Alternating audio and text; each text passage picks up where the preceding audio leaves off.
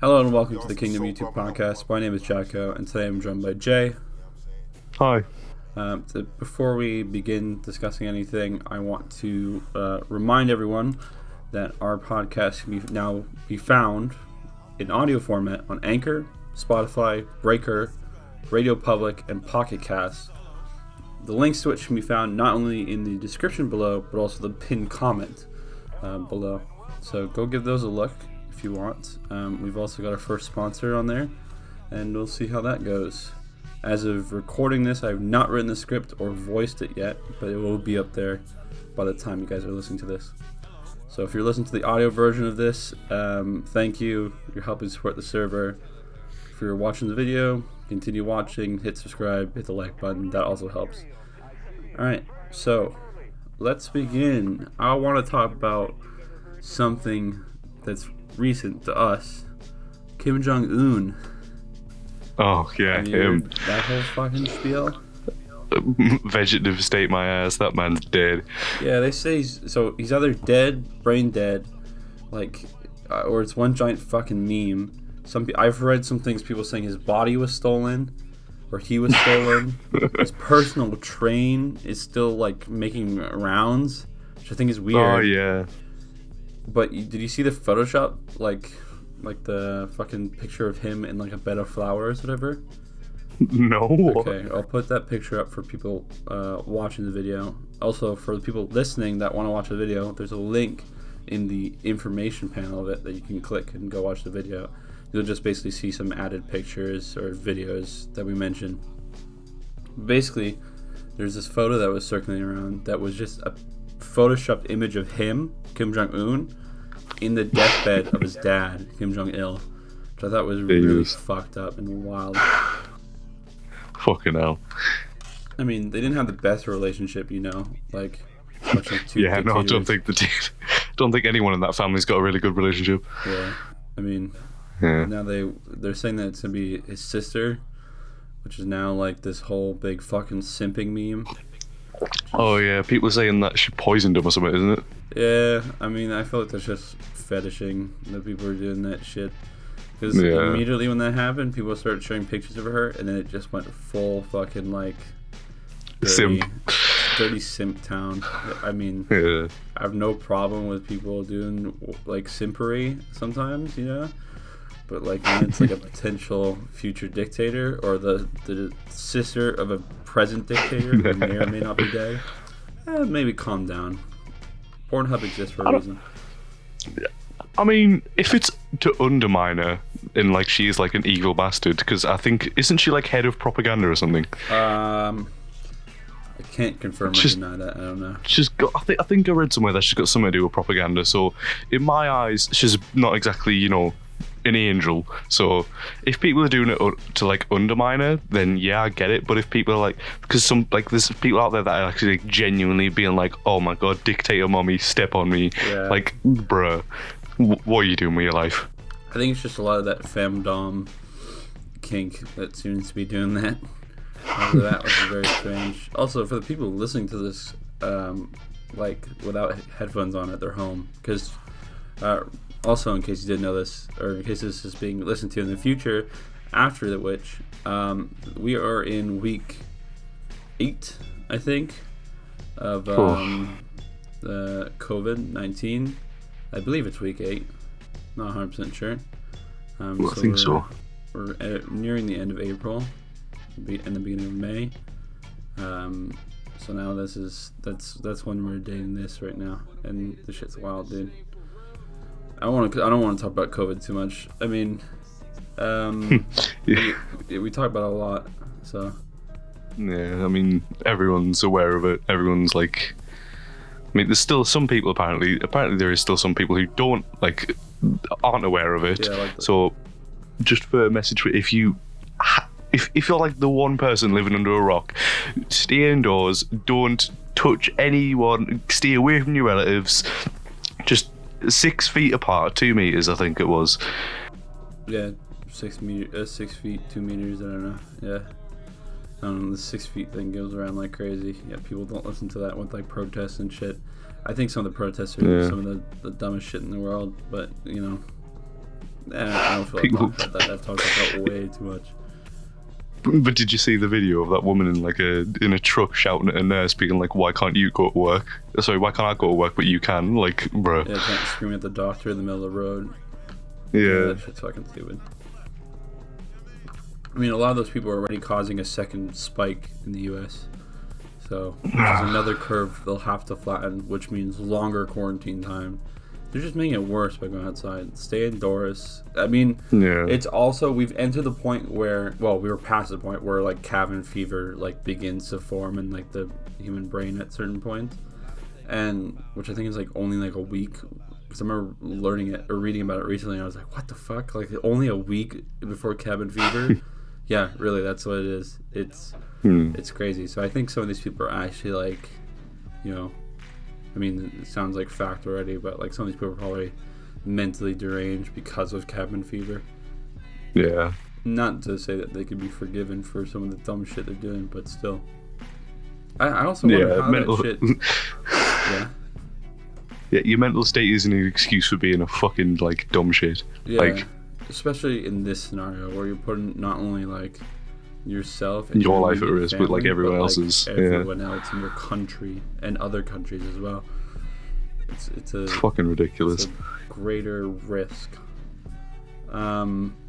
So me and Jay recorded a podcast already prior to this one, a week before this one actually, with another person in the Discord. By the way, link in the description. Come join us. You can be in an episode of the podcast. We did it with someone named Skittles, who's a very talented artist. And sadly, we had some audio problems and everything. So you guys won't be getting that one, but you'll be getting an individual one with me and Skittles as well at some point. We're also going to get Ivory on here at some point as well, because I figured out how to get mobile users to do podcasts now. But when we were talking about that, we were talking about JoJo. JoJo. Yeah. So you were talking about, like, what was it about JoJo? Like, it was difficult to watch or something? Yeah, it was like really difficult to watch for me, like at the beginning, because I think I started it years ago, and I'm still only on like episode 4. Are you at part 1? Like Phantom Blood? Still part 1 is just a drag for me at the minute. Yeah. Jonathan Joestar? Is that? Yeah, Jonathan Joestar. Yeah. Dude, personally, the reason I brought this up because we did recently rewatched JoJo Part 3. 4 and part 1, 3, and 4 for a movie night, which you guys can come and join us by joining the Discord, because we were testing out a new website that we're trying, which there's also going to be a new video re-explaining movie nights, because we're moving forward with this new website, because now mobile users can join us properly. And I was just reminded of it, but honestly, dude, skip part 1 and 2. Just go for 3. Honestly, that's where that hype of what JoJo is starts. I mean, I want to, but it also feels really wrong doing it. Yeah, I mean, if there's any JoJo fans watching that or piss their pants over anyone saying something bad about part 1 and 2, then yeah, you need to hate from them. But honestly, I watched part 3. Part 3 is the first one I watched. I accidentally watched Stardust Crusaders before everything else. And I got into JoJo because of that, and then went back and watched part 1. I still haven't watched part 2, but I've watched part 3, part 4, and part 5. And I'm really interested in reading the manga as well at some point, if I can. Oh, I can't read. I mean, I can read physically. I do have the ability to read, but I fucking hate reading. Reading is the most boring thing for me. Well, that's what manga exists. It's just 90% fucking pictures and like 2-second long dialogue. I've been reading My Hero recently. I got 3 books not that long ago, part 7, 8, and 9. I mean, I already watched the anime. I'm not like up to like season 5, wherever the fuck it is at now. But I don't know. I like reading the manga. There's just extra layers to it, you know, visual cues and like added like notes from the artist or the what do you call it? What do you consider like a manga person? Like something. Like the illustrator? An illustrator. But wait.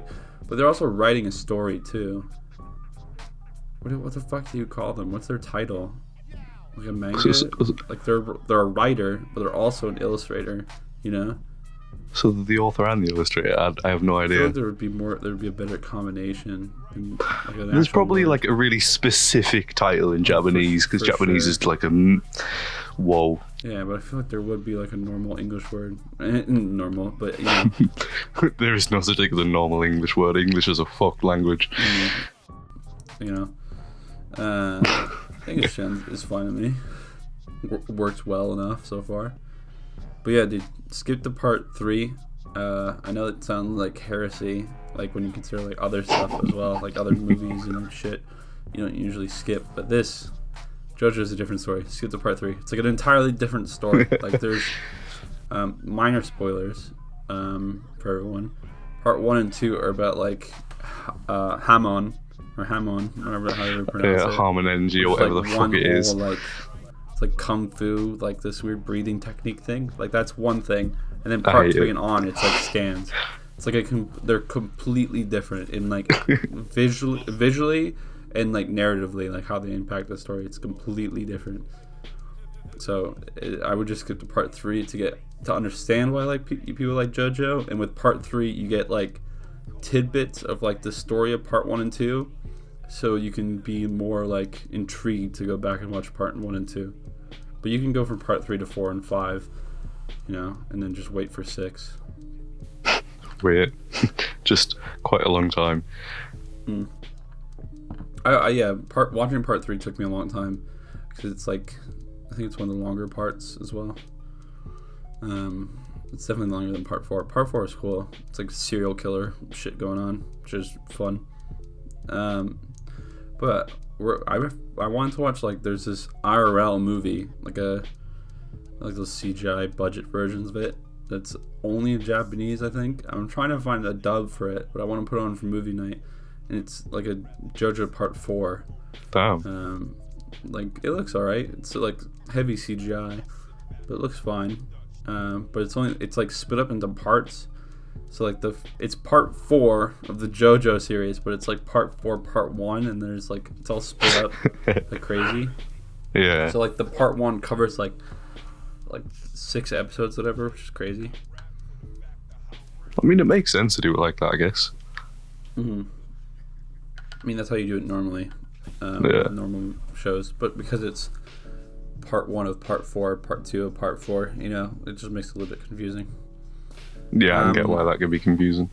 Yeah, I don't know, dude. I like JoJo. I got into it like relatively recently. It's not my favorite anime, but it's still, you know, interesting. Also, we talked about this in the last podcast as well, that we recorded with, or the ones that people won't be able to listen to, that me and you did. Talked about a guy named Disco Ballad, which I'll put some stuff on screen if I can. But basically, we talked about stand-eye catches, right? Remember what I said? I'm not sure. Yeah. Might have to give us a reminder. Yeah, I'll remind you. Stand-eye catches, and I'll tell for the people at home. Stand-eye catches are basically this thing that was introduced in part 3 that shows off a stand and its like characteristics, like how strong it is, like what its strength is and its dexterity and all this other shit, as well as shows the user and like a little flashy graphics, and it's continued from part 3 onwards. And these people are doing like fan edits of it, so they're called stand-eye catches, and they're paired with the music for most stands, because a lot of the stands from part 4 onwards are like music related. So like one guy looks like Prince and everything, so they have playing some Prince music with it. Oh, that's really cool. I mean, I'm trying to remember what, dude. That's also what I liked about JoJo, is all the music. Like, I've gotten into a lot more music, like songs and albums from JoJo. Just looking up character names and shit like that, and then finding the album that I was inspired by. A lot of them are like fucking weird though. They're all English though too, so which I'm surprised originally. Yeah, I was really surprised when the first time I watched JoJo, when Yes came on at the end. I was like, what the fuck? This is like what my dad listens to. But I'm pleasantly surprised by it. Yeah, you know? I think the music's really good in that show. I mean, it's not like focused on music. I mean, characters are named after songs and albums and artists and everything, but it's like not like here's a guy fucking strumming on a guitar and that's the entire plot of the story, whatever, you know. Like it's just an added detail that's nice. But speaking of music, I've been listening to like Gorillaz. You ever listened to Gorillaz before? Oh yes, big up Gorillaz, man. I love Gorillaz. You like the new stuff? I don't mind the new stuff. It's okay, most of it. I did like what was it? Which album was it? The because they had the fucking the Now, which was really weird in my opinion. I thought it was like, is it Demon Days? You think, yeah? Oh no, Demon Days was one of the old ones. Humans, that was it. I loved Humans. Humans was fucking amazing in my opinion. The Now I feel is a bit, well, it's very different. I feel like the style of the Gorillaz sort of changed on that one, which is a bit strange for me, because Gorillaz to me always used to be this like, because it was always the mashup of like a bunch of artists coming together and making like songs that are very unique, whereas the Now I feel is just more poppy, if you get what I mean. Yeah, I think the reason why they've survived for so long, because they're very strange, like the concept of Gorillaz. And for the people who aren't familiar, it's like an animated band essentially. Like it's characters that are made up and played, and it's a mashup with other artists. Like there's a whole fucking spiel about it. I'll link to some of their songs, some ones from Demon Days and Plastic Beach, which are some of my favorite. And I was listening to some old school ones. I was listening to Dare recently. Dare was my favorite one back when I was like a wee lad, because the video of just the fucking bald guy, it just I don't know who the fuck. It's amazing. I don't know who that was. Go watch that if you can, because it's incredible. All the articles and videos that are shown on screen or talked about can be found in the pinned comment below as well. So if you guys are interested in watching the full video that is presented on screen, or if you're listening to the audio, then you can go to the YouTube channel and go find all the links. But yeah, I was listening to Stylo as well. This all kind of started for me like adding stuff to a playlist that we have that's on our 24/7 music bot. There's gonna be a video coming out explaining how that all works as well. But right now it's about 4 days worth of music, so you can sit in VC for 4 days, and if the bot doesn't break, you'll never hear the same song. So I want to make it a whole week, and then that should be interesting. But yeah, I brought up Gorillaz because I don't know, dude. I miss Plastic Beach days. I remember that stuff. It was really good. Melancholy Hill was the fucking best. Trying to think. A lot of the names for Plastic Beach are kind of like, a lot of the names for their songs in general kind of passed me by. I can't really remember. What was it? Super Fast Jellyfish and like Empire Ants and stuff. Super Fast Jellyfish, Empire Ants. Yeah, Super Fast Jellyfish was a weird one. Yeah, that was weird for me, but a lot of people loved it, and I can get why they loved it, but it wasn't really for me. Yeah, that's what I'm saying. Like they have such a vast amount of style, or a variety in style, which comes from them adapting as well as introducing artists that are not like fully publicly known or like internationally known, maybe UK known. Yeah, which I think is really good for the health and the safety of a music group, you know, because I can't think of any bands that are similar to Gorillaz in any way, really. Gorillaz is definitely unique, because Gorillaz is like this. It doesn't really seem like a band. It's more like it's like this platform where artists can like come together and like express themselves through the music. I like the characters too. I think I got really into it when I was younger because of the characters of like 2D. And Noodles and everybody else. Russell. Russell and Murdoch, yeah. Murdoch looks fucking gross, dude. Oh, Murdoch is the fucking change grossest up the character, like characters visually, which I think is really cool. But like they don't look like they aged up. They just look like they've, I don't know. It's more like it's just a style change, really. Like after every album. And I wonder if it's really aging cool. them up would be wise nowadays to match them closer to the original listeners of the songs. I don't think so, because I think that would probably put newer listeners off. Like say if you presented like a teen kid with this animated group band, it might not be as effective as it was back in like 2005. Yeah. But they'd be more drawn to it if it was like, I don't know, like a 20-year-old like depiction of a character rather than like a 40-year-old one. No offense to people. Yeah, so definitely go give Gorillaz a listen if you haven't already. I mean, fucking, it's an old band. I'm sure that most people have already listened to. You should do if you don't. Marceline and Ivory that really put me back on to listening to it, though, I think, because I was adding songs and then they were talking about it in the Stage text channel, which is a text channel locked only behind for musicians or people who like listening to and sharing the music that they listen to. There's a whole video explaining all that stuff as well that you can go watch. There's going to be in the description and pinned comment, as well as at the top right of the screen you should see a little like tag thing that pops out and you can go click and watch that video. But yeah, Gorillaz, dude, I love Gorillaz. It's great. Gorillaz are amazing. Yeah. Speaking of like videos as well, because I've been listening to the Gorillaz through YouTube. I have all of Plastic Beach and Demon Days bought and downloaded that I can listen to, but I was just like cruising on YouTube and, like I said, adding to the playlist. I've been watching a lot of ramen videos or cooking videos from Japan. You ever seen those like weird like vending machine videos where they're like, I'm eating something, but it's only I never interact with humans? You ever seen those videos? Okay. I think I've come across them before, but I usually click off after about a minute because I'm like, what is this? Yeah.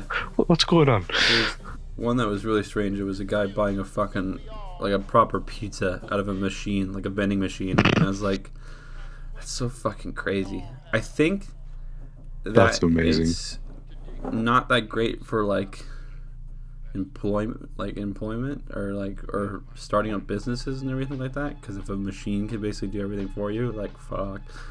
But yeah, I feel like the world as a whole could really benefit from it, an introduction of things like that. Like think of the homeless people though, dude.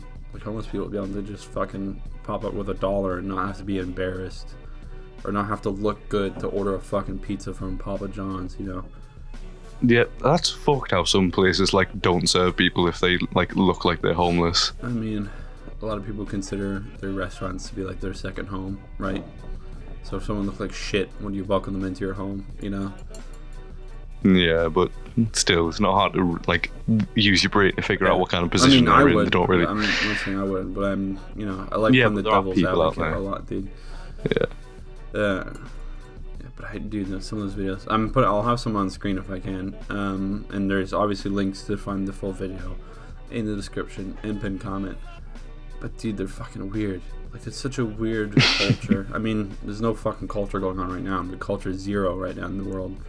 But over there, it's fucking crazy that like there's this whole like service like based around the concept of how do I not interact with a human being for the longest possible amount of time. Which I think is so fucking bizarre that a society can create itself off of that. Considering it's an island, like it's like you'd expect for it to be even more tight knit, That's what it's like here, because Britain's obviously like an island. There's some debates about Britain being an island because Northern Ireland's technically not part of it, but it sort of is. Not going to get into that because that's a big thing, but because. Sort of me and Great Britain, the big island, that one, yeah. Because everyone like up north, like not like there's a bit of a thing about which part's north, but basically sort of north of London, things start to get more friendly and close knit. Like the more the higher you get, like, on the island, everyone's more friendly, it seems. Whereas, like, if you're down south in, like, big city areas, just all knobheads, like, don't want to talk to you at all. Like, if you even try to start up a conversation with someone on the street down there, they will look at you, like, just in pure disgust. But if you're, like, because I was in Manchester not too long ago before everything kicked off for the live recordings of Britain's Got Talent, and like, because I've been down to London before, and that was a nightmare when trying, like, for me, because I was so not used to the culture of down there, like, at the time. But Manchester is just so welcoming, and like, you wouldn't expect it to be because of all the stuff that's happened in Manchester. Yeah. We won't talk about it, but like, they're just so, it's weird because it's a city. You'd expect them to be all like, oof, stay away from me, don't come near, don't touch me there, this is my no-no square, that kind of stuff. Yeah. But they're just so lovely, like, because even when I went with me college to go to the Britain's Got Talent live recordings, but we had like time before the whole thing started, so we were able to just stop people in the street and ask them, how do we get to the Imperial War Museum, because we've got something to do for an hour, and they were like, oh yeah, it's just across the bridge over there. But like, when I was in London, I was like, we're in the tube, I was like trying to ask someone, like, do you know how to get to here, mate? And he just sort of like looked at took his headphones out and was like, I don't know, some London speak, just like, oh, what the fuck are you playing at, man? Piss off. It was just it's so strange how some places can be so different when it's like the same, like sort of the same culture, if you get what I mean. Yeah. Like, it's the same nation. I mean, I'm not a fan of like city life and all that. I don't know. So I try to stay away from it. Yeah, I don't mind venturing into cities, but living in a city, I don't think I could do it. Mainly because of the cost, because fuck me, living in a city is expensive. Mm-hmm. Holy shit. Oh, God. Yeah, near me, there's a bunch of abandoned buildings that are for rent for studio apartments. It's technically illegal because it's not like proper, but there's ways of renting out space, like a whole studio, have a whole floor of an old like fucking car manufacturing plant or whatever. It's crazy. So you either pay up the ass for something nice, or you pay very little for something that could probably get you put in prison. That's basically what you have the options here. Alright, before we continue, we're going to have a quick little ad break for the not only for our sponsor, but for our merch, which you can find a link to in the description and pinned comment below, as well as in the information that's attached on Anchor FM, where you can find an audio version of the podcast.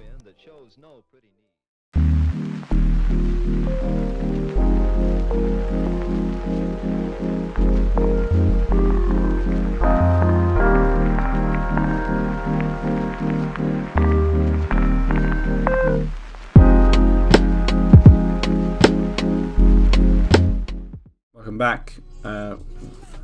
We're just talking about like the city life and everything like that. Was there something else you were saying before, Jay? Oh no, I was done with all that.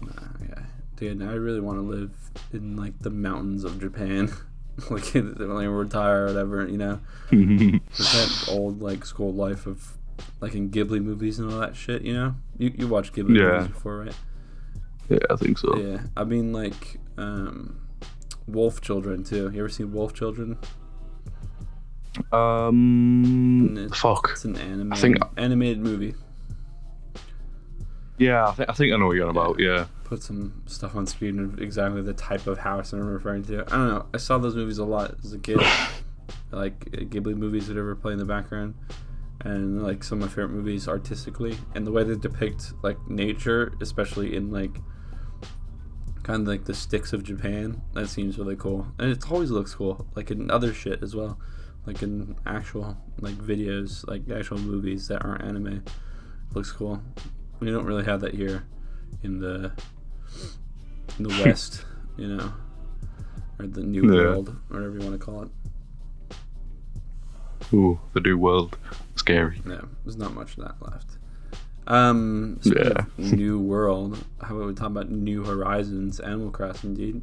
There's an update that came out recently that added 2 new characters, and one of them is Red. Some sneaking little fox asshole. Do you have Animal Crossing or no? No, I don't have a Switch. Neither do I. I want one though. Can't. Yeah, me too. I don't fancy it. It's just like personally, I don't really love Nintendo all that much because they're a bit iffy when it comes to like stuff like the amiibos. Like I fucking hate amiibos. They're so fucking stupid. It's like what? It's amiibos, isn't it? I was gonna say amiibos remind me of pop vinyl characters, which piss me off. And the just pops are just so fucking useless. Like, no offense to if you have bought them, if you like them, cool, you do you. Oh. But like, they just seem. It's microtransactions with extra steps. Yeah. It's really annoying. Who have a collectible fetish or addiction, really, you know. I don't know. But speaking of shitty game companies, here's happening with Naughty Dog today. This was recorded on April 27th, 2020, FYI, for the people listening, which is why I mentioned today. So you didn't hear what happened? No, what happened? So Last of Us 2, the second part of Last of Us, one of my favorite games actually, and a fan favorite of some of my friends as well. So Last of Us 2 was meant to come out this May of 2020, and then they delayed it indefinitely. I don't know if you saw that. Oh shit. Yeah, you didn't see that? Are you a fan of Last of Us at all, or? I never really played it. I've got it. I haven't played it at all. I own it. I haven't played it. I would suggest playing it. It's good. Yeah, I've heard really, really good things about it. It's really good. It's got a good story. Yeah. Multiplayer was super fun early on. I can't say how it is now because it's been a while. So the game's pretty old. So I can't promise that it's as bumping as it was before. But when it was great. Yeah, I doubt it would be. There's stylistically the game's great. The plot of the game is great. And the mechanics of multiplayer are probably my favorite out of any game. That's especially a game that's like story and single player based first, and then multiplayer as an afterthought, essentially. Definitely best one so far I've ever played, still even to this day. But Last of Us 2, I'm not gonna spoil anything whatsoever. I read the extra stuff because I didn't give a shit, because I was gonna potentially buy the game, but there was no guaranteed. And so basically what happened is, this is all hearsay because this is fresh information, that a angry employee decided to leak the game ending / the whole story essentially for Last of Us 2. And supposedly this was done for them not receiving a certain amount of money, the way that they're mistreating their employees, supposedly. Mind you, this is all information that you guys should do your own research on. I will leave links to articles and tweets that I read this stuff from in the description, as well as the pinned comment. But supposedly they weren't treating their employees really well. And I read the story, and I have to say, pretty fucking shit. It's not great. It's definitely not on the same level of in-depth storytelling as Part 1, Last of Us, the original one. I think that it's a shit game, and I'd rather just stick to the ending of Part 1 and be like, alright, that's how my characters go. And then make it up in my brain if I want to, you know? Yeah. I mean, I might buy the game later on when it's dirt cheap, and this is, I mean, in years now. Because, it takes forever for a game to go from $60 down. Animal Crossing is still $60, which to me feels crazy. I don't know. I wish it was cheaper. I mean, I can see why people would have it as $60 because, I mean, it's doing really fucking good. Yeah.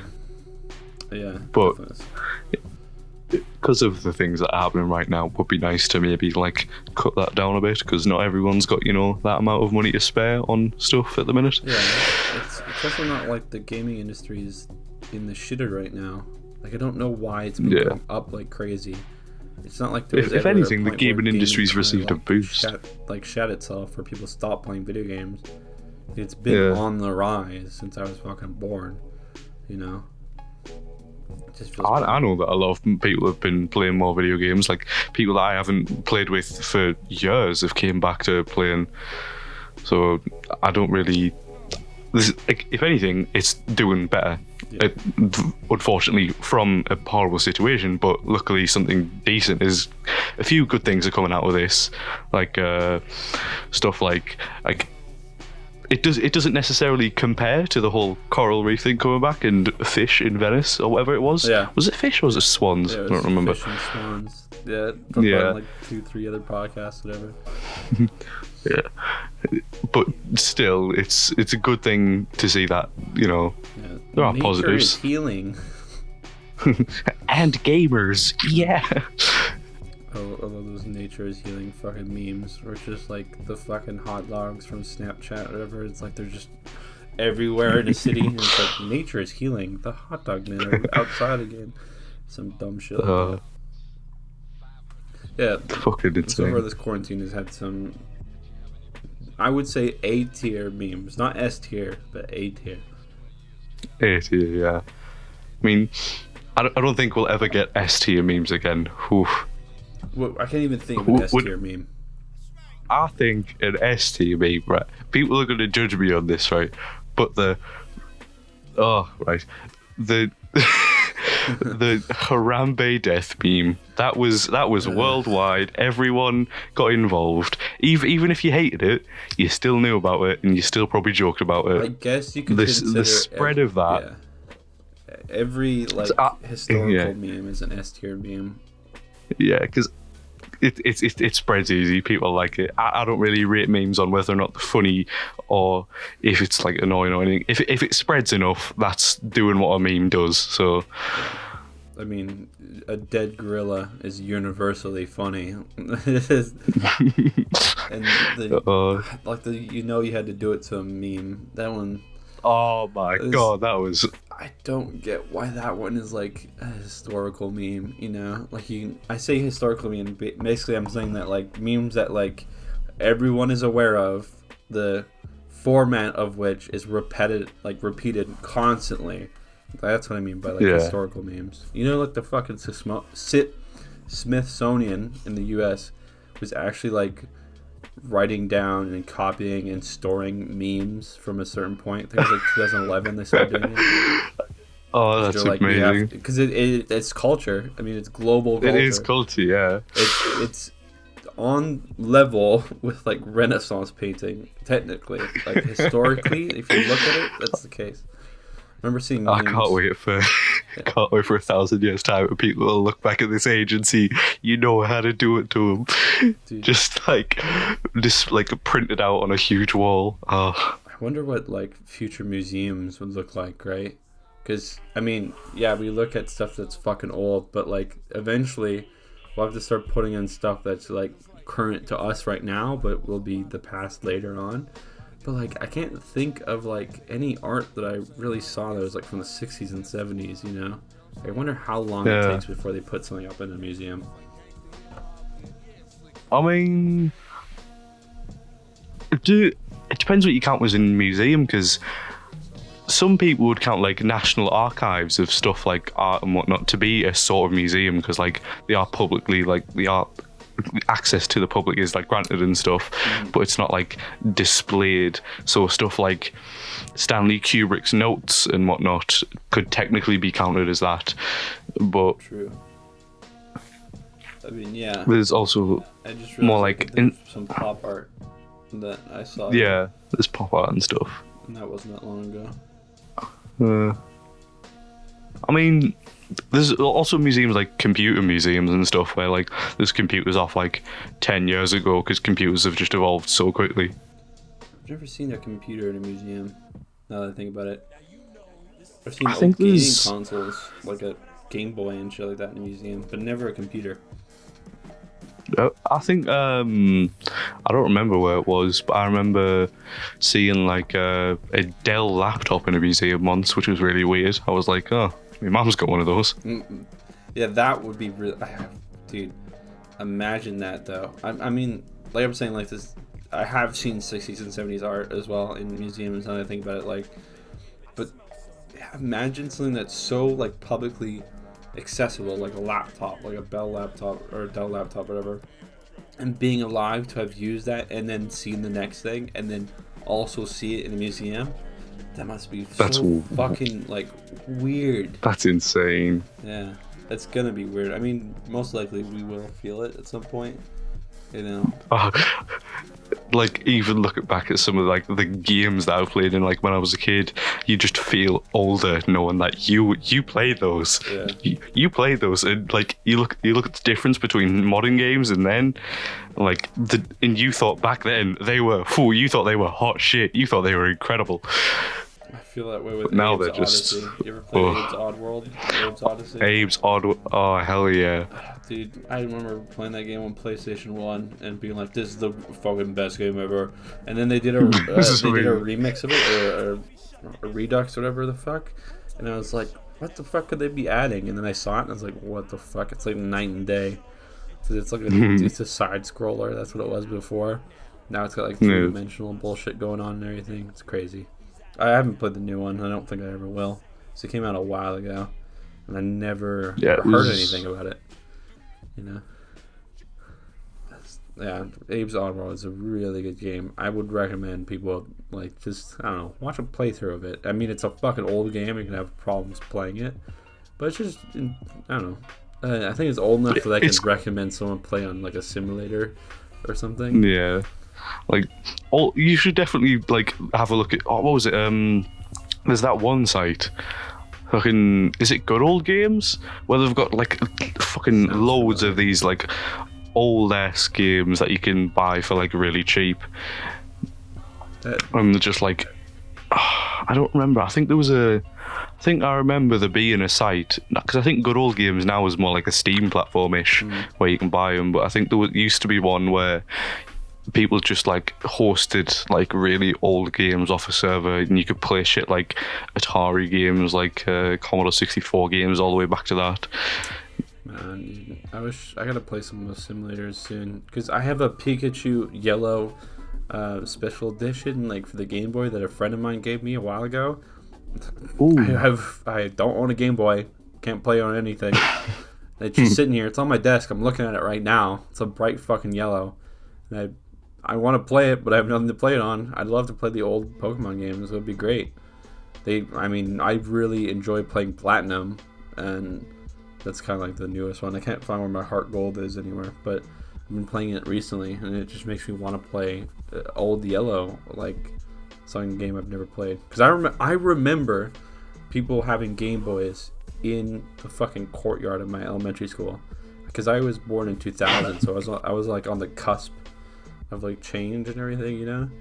I vividly remember seeing people with the Game Boys around. Damn. I know you can buy fucking Game Boys still, but they're like fucking ridiculously priced because of like, you know, they were Game Boys. Well, they're ridiculously priced. Not like if you put its price against like an Xbox or something like that, it's significantly cheaper. But it's like for how old it is, ever. Yeah. I like seeing things on eBay where it's like factory new, where it's like fuck off, it's factory new. The factory that made that fucking bitch 20 years ago. All the people who made that and worked in the factory when that were made probably are fucking great grandparents or dead now. Like, don't fucking bullshit me with that. Oh. Sadly, that's all the time we have left. My name is Jacko, and today I was joined by Jay. Hi. If you enjoyed listening, consider supporting us on Patreon. A link to which can be found in the description as well, or Ko-Fi, one or the other. It helps us keep making videos like this, improving the quality, and doing some more content in the future as well. Stay tuned. This will probably be the last podcast for the month of April, but the first podcast for May should have, at the end of the video, a slideshow of all of our submissions for the month of April's flag contest, and then we'll also show the winning flag, which will be put on our website, which you can find in the description below. The reason why we're doing this is to try and make like kind of like a museum, to like show off how the server progresses after, because we've entered our second year now. So I want to start doing like a museum catalog, essentially, of the vibe of the server by making everyone do flags as a contest. So thank you for listening. Vote for mine. Vote for mine. Vote for my flag. If you haven't already voted, I guess vote for Jay's and his teams. So thank you for listening. Woo. See you next time. Have a good one.